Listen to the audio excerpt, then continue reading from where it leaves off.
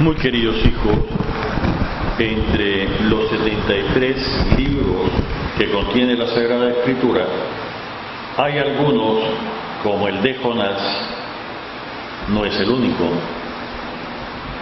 que son una enseñanza, y la enseñanza se transmite en forma de historia.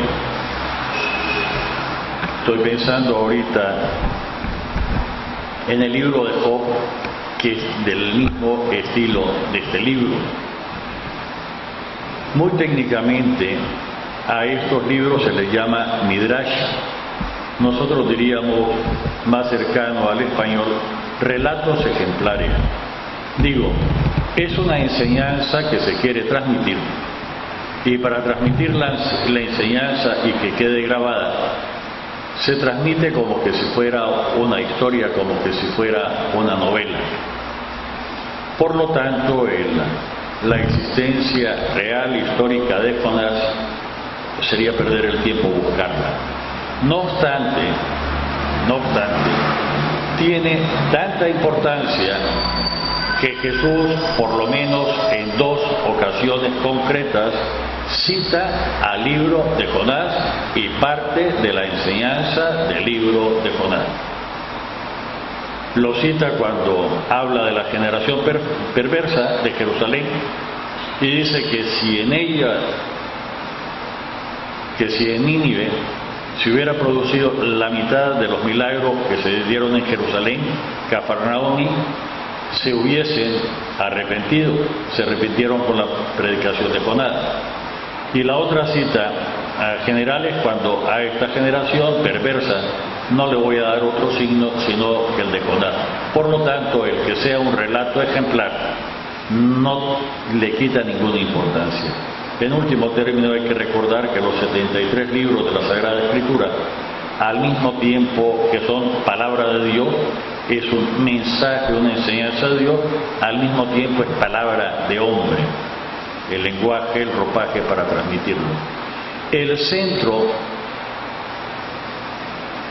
del mensaje de la enseñanza del libro de Jonás para nosotros parecería hasta infantil. Sin embargo, en su tiempo era sumamente importante. Está creciendo la conciencia sobre quién es Dios. Padre, pero sí, no, desde el inicio no fue así. Nosotros tenemos la dicha que no aquilatamos de vivir en la ley de la gracia después de que Dios, en la persona de Jesucristo, nos dio a conocer toda la verdad sobre Dios, toda la verdad sobre el mundo y toda la verdad sobre el hombre. Pero hay todo un proceso larguísimo de ir conociendo quién es Dios, y Dios iba dosificando la revelación en la medida que el pueblo pudiera asimilarla. Algo así como los grados, hay primero, segundo, hasta 6º grado de primaria, y no se dice todo en primer grado, y encima después está la secundaria y después está la universidad. No porque se quiera engañar a los niños, no pueden comprender otra cosa.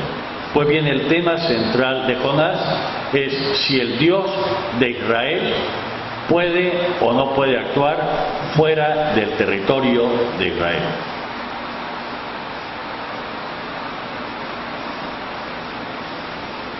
La respuesta es que sí. Si el Dios de Israel es solo para los israelitas, o si las personas que no son israelitas también están bajo la autoridad del Dios de Israel. La respuesta es que sí. Más grave todavía, en la misma línea, y va a ser peligrosamente actual. Si los mandatos, la forma en que el Dios de Israel pide que se viva, ¿es exclusivamente para los israelitas o es para todos? Cambiemos la pregunta. Si la moral cristiana, la doctrina cristiana es exclusivamente para los cristianos católicos o es también para los ateos. Pues bien, los ninivitas eran idólatras. y a ellos le manda el Señor a predicar que lo va a destruir porque se portan mal. Respuesta: la conversión, haciendo penitencia, reconociendo lo que han hecho el mal, pidiendo perdón, y el Señor los perdona. Pero de esa línea general hay otras enseñanzas particulares. Por eso en esta clase de libro hay que tener mucho cuidado, porque los datos que parecen más insignificantes tienen enseñanzas menores. ¿Y por qué no decirlo? En Jonás estamos representados casi todos en este inicio. Le habla el Señor, le da un encargo, una misión, y lo que responde Jonás es correrse. El Señor le manda hacia el noreste y él se va al sureste. ¿Cuántas veces el Señor nos ha pedido a nosotros, o en la oración, en la meditación, o en estas ideas piadosas que pone el Espíritu Santo en nosotros, cuántas cosas nos ha pedido el Señor en individual y nosotros ni caso, como Jonás por otro lado? Padre, ¿qué está diciendo? Pues sí, soy libre. Sí, sos libre, el Señor no te va a quitar la libertad, pero de tu acción sigue apareciendo incluso en este pasaje que hemos leído para los que nos siguen por internet, del libro de Jonás, el capítulo 1, del verso del 1 al 2, el verso 1 y el 11.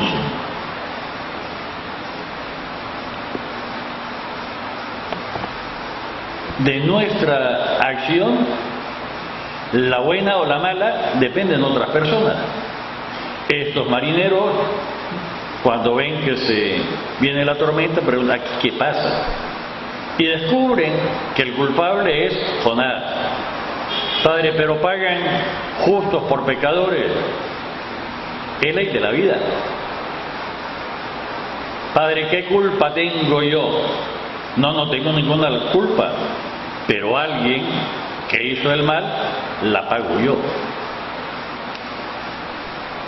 En último término, aquella desobediencia inicial de Adán y Eva la seguimos pagando.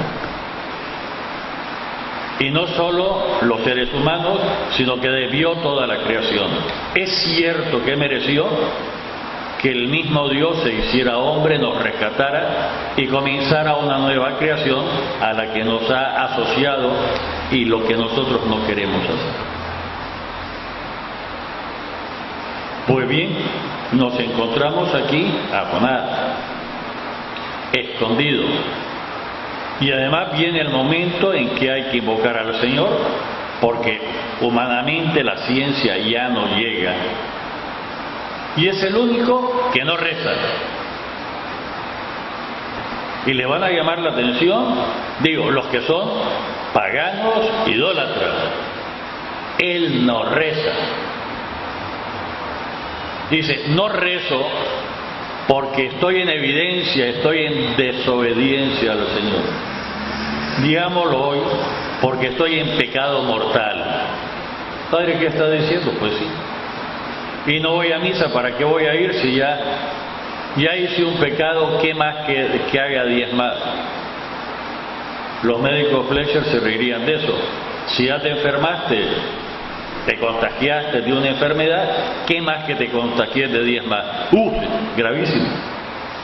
Una se puede sacar, de 10 cuesta muchísimo más. Total, el perjudicado sos vos. Pero esta forma de pensar, que para la ciencia sería absurda, ridícula, sería estúpida. Total, ya tengo resfrío, ¿qué más me da que ahora me dé malaria? O que me dé gastritis. Total, si ya tengo una enfermedad, ya estoy enfermo. Espérate, tenés un mal que hay que tratarlo. Si ya cometí pecado, ¿qué más das cometer 3 o 4 más? Espérate, al médico lo tendrías en gran problema y te jalaría las orejas y a lo mejor te dice, así no le puedo atender a usted, es pérdida de tiempo. En el trato con Dios, sí, Dios todo lo puede, pero vos no lo podés todo y vos vas a sufrir las consecuencias de agravar tu situación. Dios no quita la libertad, pero la condiciona. No obliga a Jonás a ir a Nínive, pero cada vez que Jonás intenta algo, le resulta y queda en evidencia que está en desobediencia del Señor.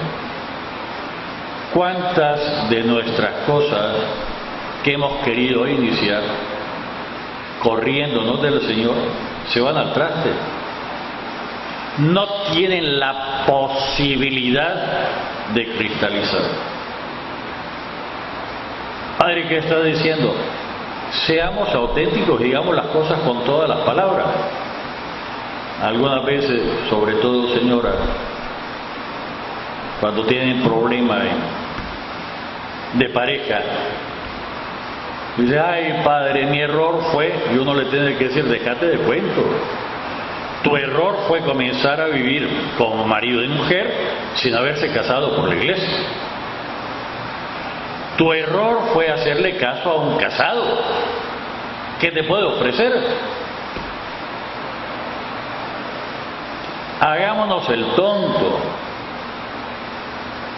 Tu primer embarazo eras muy chiquita, no sabías, no sé cuánto. Y el segundo, el tercero y el cuarto, ¿qué?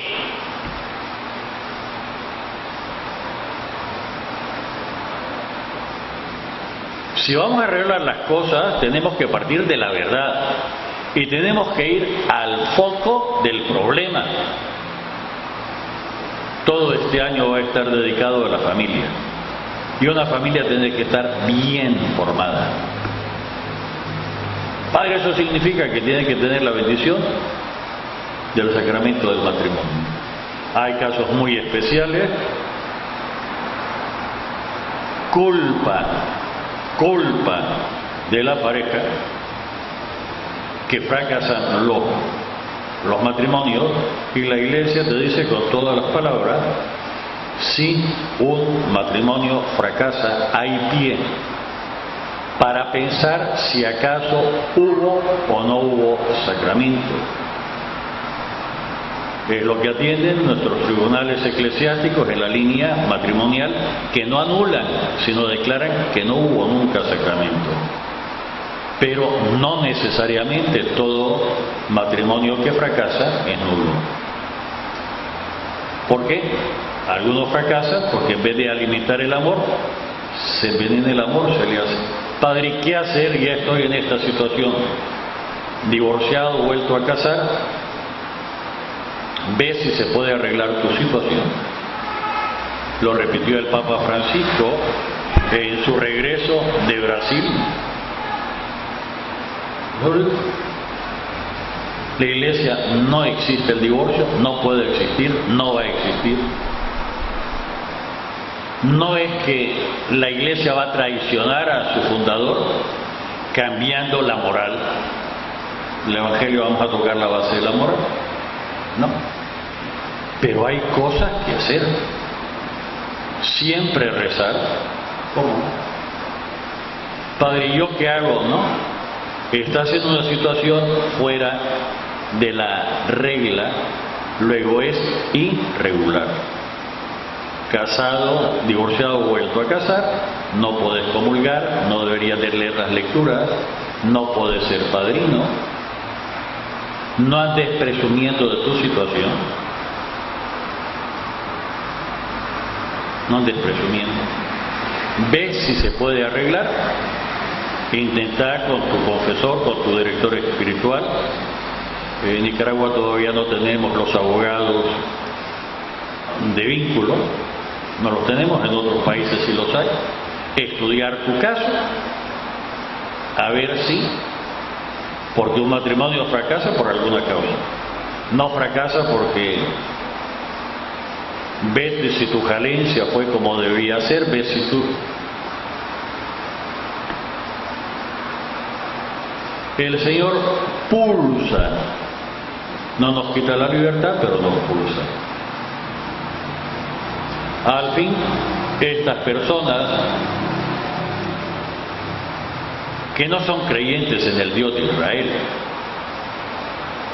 que son paganos, idólatras, tienen mejores sentimientos y tienen una vida más pura en su relación con Dios, según como aparece aquí, que Jonás. Padre Dios no se podría haber escogido a otro. Dios siempre escribe recto sobre las líneas torcidas que somos las personas. Luego la llamada, entre otras, una vez más es a la conversión. Regresar al Señor, a la fidelidad del Señor. Sí, de lo que hacemos o dejamos de hacer, podemos beneficiar o perjudicar a otras personas. Aunque no las conozcamos, aunque no nos demos cuenta, sí. Padre, ¿qué está diciendo? Desde ayer con la tormenta hasta ahora que salí de mi casa, no hay agua en mi casa. ¿Dónde está el mal? En alguna parte de la cañería, a lo mejor porque no están bombeando, pero está produciendo un amplio malestar. Sí, déjenme decir algo entre paréntesis. Lo dije ahora antes de venir a misa. Que qué barbaridad que el dengue que se apareció, la leptospirosis que si hay no sé cuánto. En las condiciones de salud en que estamos, cuando la basura no se recoge todos los días por la municipalidad, lo cobra religiosamente, cuando el agua no la tenemos las 24 horas del día, eso hay que llamar, sino que me corrija Fletcher como médico, son focos de infección. Cuando hay charcos en las calles, incluso las pavimentadas como León, y los hay, que ir un poquito aquí a la esquina de la Renta, siguiendo un charco que se hace permanentemente, son focos de infección. Mientras no trabajamos en serio, mientras no ponemos los drenajes que deben ser, mientras no damos los servicios adecuados, qué raro, porque Dios es grande, tendríamos que estar en peor situación. Y hay que decirlo todo. Padre, es que yo creo mucho en Dios, pero si tu basura no es llevada todos los días, si no tenés agua todos los días, si tenés charco cerca de tu casa, sí, ya fumigar y hacer todo lo que querrás, tenés el foco de infección. Y hay que erradicarlo. Y tenés basura y tenés... Evangelio de hoy. Bellísimo evangelio, con toda la misericordia, toda la paciencia de Jesús, tomado de Lucas, capítulo 10, versos del 25 al 37. Se le acerca para probarlo, para jincarlo, para hacerlo caer, un doctor de la ley, doctor en Sagrada Escritura. Recuerdan que ley en toda la Biblia es la referencia a la Torá, la ley, y la parte por el todo, Sagrada Escritura. Y para probarlo, para hacerlo caer, haciéndole una zancadilla, le pregunta a Jesús: ¿qué debo hacer para conseguir la vida eterna? Por la pregunta ya sabemos que fariseo, si fuera saduceo, no creen en la vida eterna. Y Jesús, que no es tonto, ningún cristiano tiene que ser tonto. Y Jesús, que sabe, y no solo porque es Dios, sino porque su papá, su mamá, su papá de crianza y su mamá se han encargado de hacerle conocer humanamente, y sus abuelitos también. Y si no queremos ver a Jesús, por aquellos que dicen como Jesús es Dios y se lo sabe todo, la Santísima Virgen María, cuando llegó el ángel Gabriel, María no tendría más de 14 años, tal vez por cumplirlo, y con este diálogo con Gabriel, María conocía las cosas principales de la vida, ¿Cómo voy a salir embarazada si yo no tengo relaciones sexuales? Soy virgen.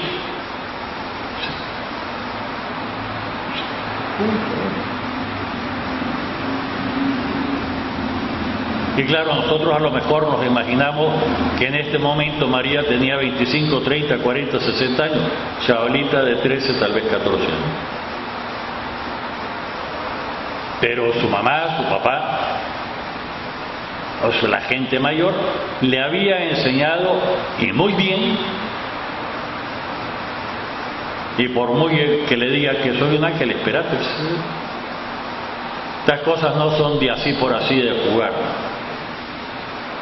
Para que no me digan, ay, cómo me salió no sé cuánto y me dijo que fuera a su casa y no sé cuánto y que iba a hacer, los cuentos que se ven por ahí, que ponen de manifiesto que pleno siglo XXI, tercer milenio, con toda la información que hay, o alguno es más tonto que mandado a hacer, o su papá, su mamá, su tío, padrino, madrina, no se encargan de decirle las cosas esenciales de cuidado desde que son un chiquito, adecuado a su edad, para no producir malos pensamientos y travesuras.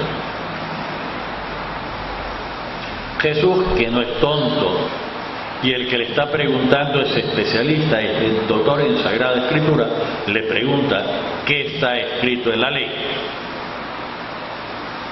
Cambiémoslo de hace 2000 y piquito de años ahora. Cuando algunas personas vienen a preguntarnos, yo supongo que por una buena parte por pereza intelectual, uno podría responder qué dice el catecismo. La misma forma de Jesús. ¿Y qué le cuesta y qué le costaba a Jesús? Que Dios decirle. Pero en la Iglesia y en el cristianismo no promovemos la cultura de la pereza y el vivir de los demás, ni siquiera intelectualmente. Vamos a terminar el año santo de la fe, que deberíamos de haber estudiado el catecismo. La respuesta podría ser, ¿qué dice el catecismo? No el chiquito para primera comunión, sino el grande. ¿Qué dice el catecismo? Regresamos al pasaje. Y el doctor de la ley responde, y se lo sabe y de memoria. Voy a ser malo. Para los que nos molestan mucho a los católicos, fíjense que en esta respuesta el dolor del doctor de la ley no dice libro tal, capítulo tal, versículo tal.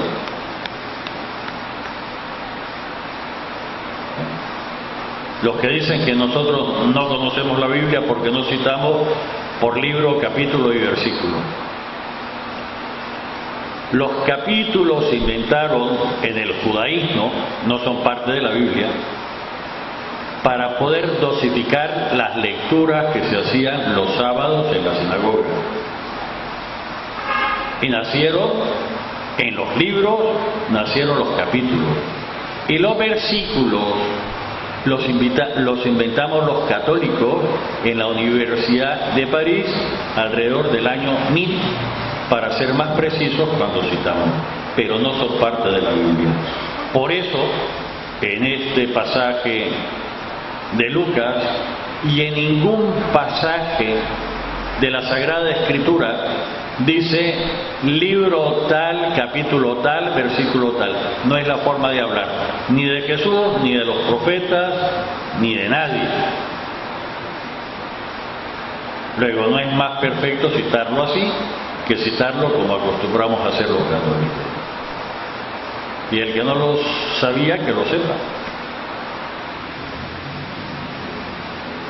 El doctor de la ley contestó: amarás al Señor tu Dios con todo tu corazón, con toda tu alma, con todas tus fuerzas y con todo tu ser, y a tu prójimo como a ti mismo. El pasaje está desde luego en Deuteronomio, que son las síntesis. Pero el doctor en la ley no dice el libro del Deuteronomio, capítulo tal, versículo tal. Da el contenido, sí que lo conoce. Porque algunas veces nos ven cara de tonto y alguno que no se prepara cae como chavalito tierno. Pues bien, incluso algunos hasta se hacen protestantes por eso. Dios. Jesús le dijo: has contestado bien, si haces eso, vivirás. El que era interrogado se muestra ahora como el maestro del doctor de la ley. Pero tantas veces en tiempo de Jesús y en este tiempo, y nos dice Lucas, el doctor de la ley, para no quedar mal, para no hacer el ridículo, para no quedar en evidencia ante todo que está preguntando a alguien que lo sabía y por lo tanto preguntó no para saber, sino para molestar, para corroborar la paciencia.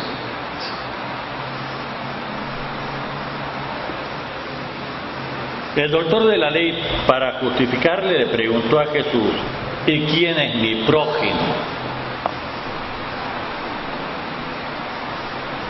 Prójimo es el que está cerca de mí, al que yo me le acerco o el que se acerca a mí.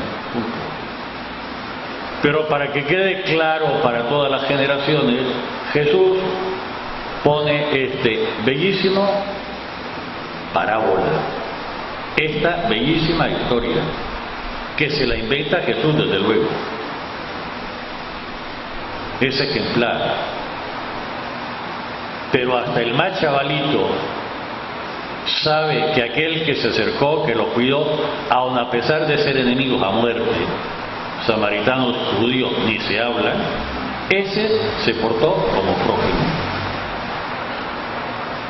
Queridos hijos, cuando no se me moleste nadie, por favor. Está bien que Santa Teresa de Jesús, cuando era chavalita, cuando vivía todavía en Ávila, en la casa de su papá, está bien que fuera con su hermano de ir a tierra de moros para ser descabezados por los moros, era chavalito. Pero nosotros que no somos chavalitos y que pensamos que evangelizar, que hacer la obra del Señor es hacer no sé qué cosas raras, a lo mejor hacer de firuliche con trapecio y con caminar en el alambre flojo, y no es eso. Es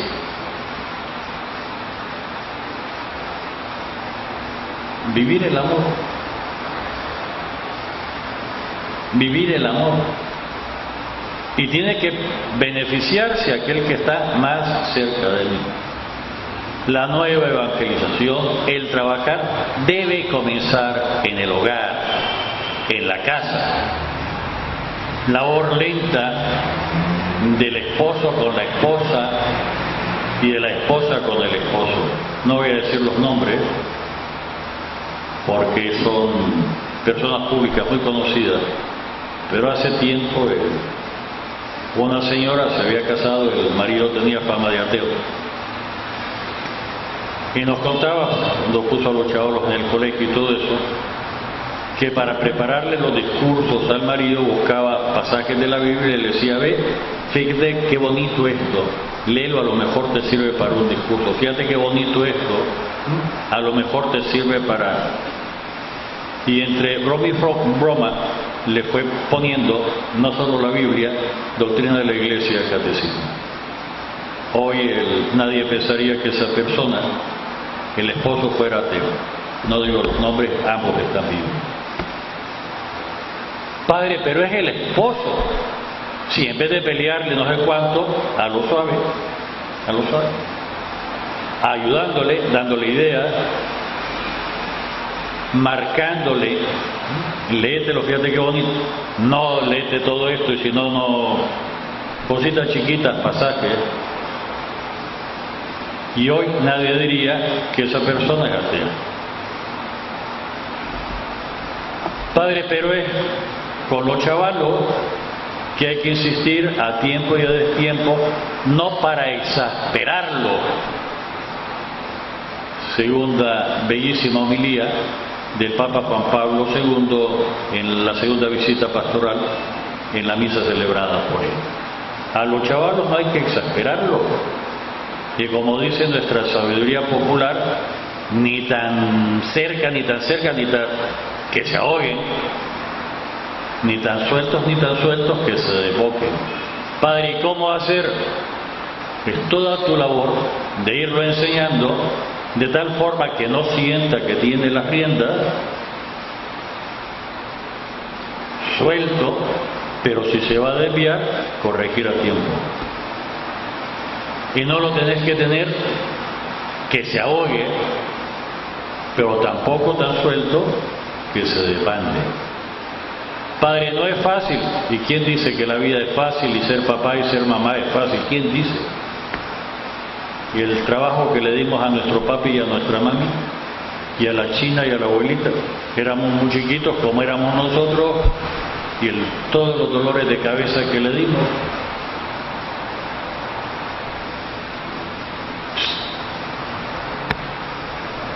Evangelio. Dos cosas sobre la fiesta de hoy. Aunque normalmente los manuales de historia no se reconozca y se digan, incluso se lo vilipendie, a lo largo de estos 2000 años hemos hecho como Iglesia más cosas positivas a favor de la humanidad que incluso la suma de todos los errores y todas las barbaridades y atrocidades que se han hecho. A decir algunas, cuando Atila, 451, cuando Atila iba a invadir Roma, que el emperador con todo el gobierno salió corriendo al oriente, el que fue a dar la cara fue el Papa León. Convenció a Atila de no entrar a Roma y no destruirla. Y desde entonces el Papa tuvo que asumir el vacío de poder, de autoridad que había en Roma. Otro de las tantas cosas,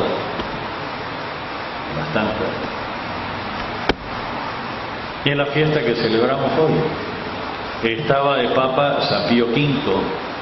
A nosotros nos suena por el dulce, San Pío V.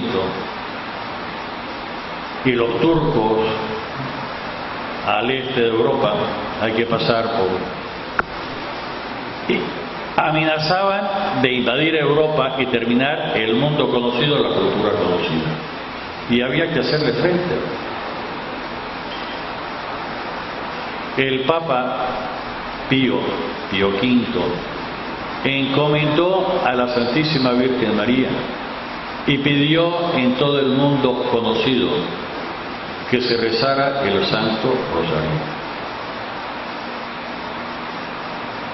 En ese tiempo no había diálogos, no había otras instancias, no había ONU, no había.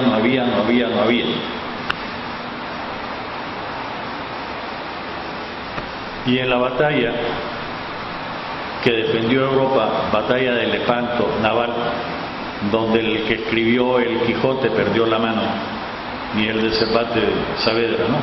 Manco de Lepanto, ganan las fuerzas europeas y se salva Europa.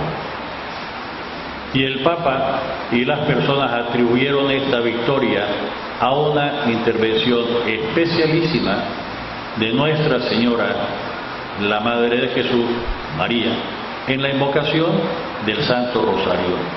Y el Papa instauró esta fiesta desde 1571. Padre, eso era antes. Acabamos de tener hace unos días la Jornada Mundial de Oración por la Paz en Siria, convocada por el Papa. No hemos logrado parar la masacre en Siria, pero la invasión a Siria de momento está parada. Y parece que ha comenzado una etapa de diálogo con la intervención de Rusia. Y déjenmelo decir con toda la libertad. Le decía yo a mis muchachos, sacristanes, ¿quién iba a pensar hace 40, 50 años, cuando estábamos nosotros más chavalos, que la mano derecha aparente de la Iglesia para pacificar Siria iba a ser Rusia? Y que no me cuenten cuentos, el único que salió a dar toda la cara de no a guerra en Rusia fue el Papa. Padre, ¿qué está diciendo? Pues sí. No es el único caso en la historia que incluso nos tocó vivir. ¿Quién de nosotros puede dudar que todo el cambio de Europa, caída del muro de Berlín, del telón de acero, se le debió a Juan Pablo II? En su momento nosotros no vamos a estar vivos cuando se vea toda la gestión que tuvo que hacer el Papa para mediar entre Estados Unidos y la Unión Soviética y posibilitar este cambio. Si algunos de nosotros vimos construir el muro de la vergüenza, el muro de Berlín, vimos tantas atrocidades y cómo, que alguien me corrija si tiene otra teoría, y cómo este cambio pacífico sin derramamiento de sangre precisamente en Polonia, consolidarnos, pudo ser garantía para los comunistas de que no iba a ser la matancinga indeterminada. ¿Y quién dudarlo? Que se le debe a Juan Pablo II. Sabemos que no pudo parar la guerra de Irak, y sabemos otras cosas de gobiernos que presumen de cristianos. Digo, hoy nuestra visión agradecida. Y para el que me diga, es que el poder de la oración, no, espere ese momento. La fuerza del alma de la persona que se abre al Señor y deja actuar al Señor. De los grupos que se convierten en instrumentos en las manos del Señor. ¿Me ha ayudado la oración para ponerme en situación de instrumento? Sí. Si fuera simplemente por palabras repetidas sería magia. Es la fuerza del amor, la fuerza porque hay personas que quieren amar, llamada por lo tanto también a la conversión, a vivir el amor, a restaurar los hogares, los barrios, los municipios, por la fuerza del amor, en el nombre del Padre, del Hijo y del Espíritu Santo. Amén.